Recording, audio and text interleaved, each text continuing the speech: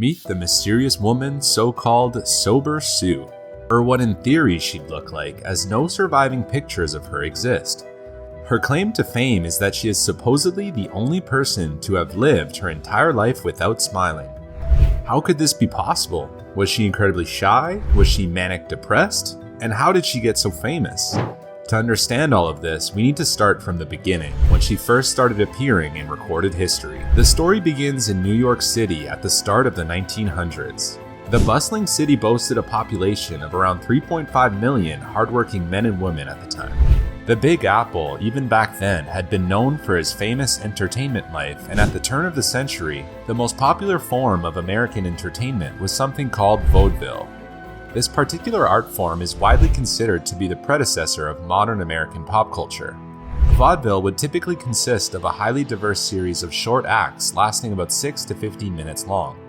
Every relatively big city had its own theater for these variety shows.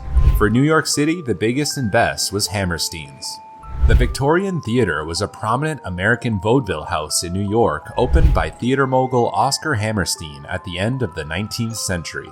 A little while later, Paradise Roof Garden was built above it, and the two venues became known collectively as Hammerstein's. From 1904 to 1914, the house was run by Willie Hammerstein, Oscar's son. During his tenure, he put on many highly popular vaudeville acts, but the most infamous and popular act he had was the one performed by the infamous Sober Sue. In the summer of 1907, a new and unknown performer under the nickname of Sober Sue began appearing on stage at Paradise Roof Garden. The show was unlike any other. The producers of the theater posted advertising around town offering a $1,000 prize, which is roughly $30,000 in today's money, to anyone who could come to the theater and make Sober Sue crack a smile or laugh by any means necessary. At first, people from the audience would come on stage and make funny faces or tell their best jokes, but they all failed. Sober Sue's face remained perfectly solemn. After a few weeks of this, the rumors began to spread as word got out about this impossible challenge and the absurd amount of money on the line. Soon, famous comedians began to take on the challenge, taking the stage with Sober Sue and performing their best material for her. But true to the name and act, Sober Sue never giggled or even cracked a smile. As you'd expect, her routine became extremely popular, and huge audiences would gather to be entertained by her cold and stone face, while at the same time getting the opportunity to listen to the best professional comedians of the time. The show was a massive hit and highly lucrative, as Mr. Hammerstein was able to lure in the best comics to perform essentially for free.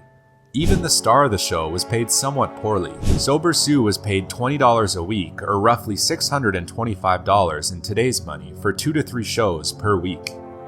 But, unfortunately for the vaudeville and Mr. Hammerstein, the good times were short-lived, as the show was abruptly halted just a few months after the show began. A lot of details about Sober Sue are still unknown, and like I previously stated, there are no photographs of her left. The only other time she's possibly mentioned anywhere is from a 1903 New York Times newspaper article, performing at Huber's Museum with Bobbit Midget Minstrels and Yucca, the female shadow.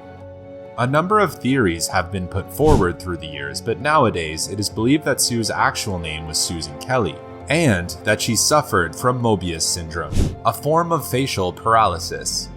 Sober Sue's facial paralysis would have been caused by abnormal development of the cranial nerves, leading to bilateral facial palsy, which produces a mask-like facial expression. Therefore, the reason nobody was able to make her laugh or smile was because she was physically unable to. Willie Hammerstein was aware of her paralysis and of course knew that making her laugh was an impossible task. This meant that Willie was essentially scamming his audience and professional comedians by luring them in to perform for a fake prize. In the winter of 1907, the cat was out of the bag. An announcement in the New York Times reported that Kelly had been ordered to stop performing. The notion for an injunction restraining Susan Kelly, who is known as Sober Sue, from appearing under the management of the Hammersteins at the Paradise Roof Garden was adjourned yesterday until July 8th. While little else is known about what happened to the real Sober Sue, her days as the Roof Garden's main attraction was over. For his part, Willie didn't suffer any major legal repercussions. But he did lose a lot of business, as most of the comedians never forgave him and refused to perform under his roof. As for Sober Sue, the rest is a mystery, as she disappeared into obscurity and nothing was ever recorded about her again. But long after she stopped performing, Sober Sue's name continued to be used in show business as a metaphor for a particularly tough crowd. For example, reviews of comedies would often claim that the show was so funny that it could make Sober Sue laugh. Thanks for watching today's video, guys, and hope to see you in the next one.